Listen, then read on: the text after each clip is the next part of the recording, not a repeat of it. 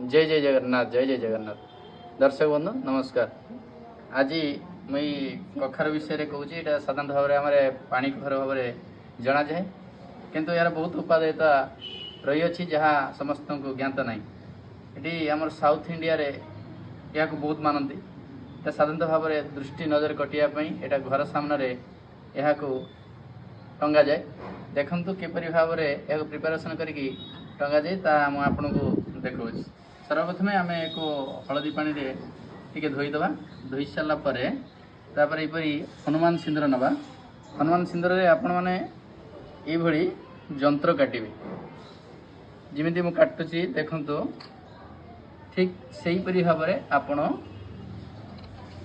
ये जंत्रटी काटे।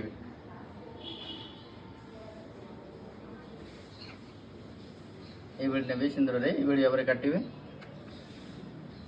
तापर जो भाई भाव प्रस्तुति आपको बताऊँ सुंदर भाव में जपरी भाव जंत्रटी देखा मझे ये गोटे बिंदु देवे ये गोल बोली जंत्र चारिपटे गोल बोले देवे।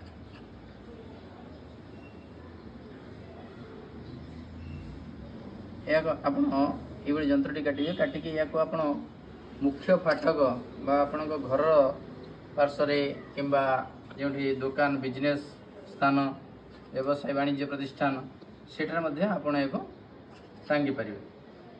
या द्वारा कौन होता है ना नेगेटिविटी दूर होता है पॉजिटिविटी एनर्जी आसता है जो आपण मानकर भल भाव वाणिज्य व्यवसाय तथा दृष्टि नजर कटि जाए। ये आपण सामने मैं रखिली ये भाव में आपड़ करें कि अन्य एक भाव में स्वस्तिक लिखिपारे। ये आप स्वस्तिक लिखिपारे एमती स्वस्तिक लिखिपारे। यहाँ साधारण भाव में साउथ इंडिया रे बेसी प्रचलित।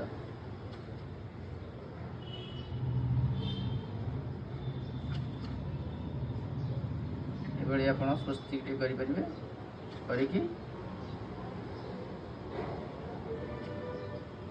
साधारण भाव में टंगाई पारे।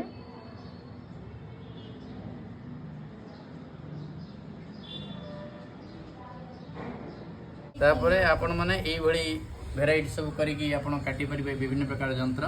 देखो ये नवदुर्गा चित्रटी काटी पारे। ये आप अन्य प्रकार जंत्र सब काटी पारे। काटिके आप मुख्य द्वार रे एक वाणिज्य प्रतिष्ठान आप मुख्य द्वार रे टांगिबे जोटा कि आपनकर नेगेटिविटी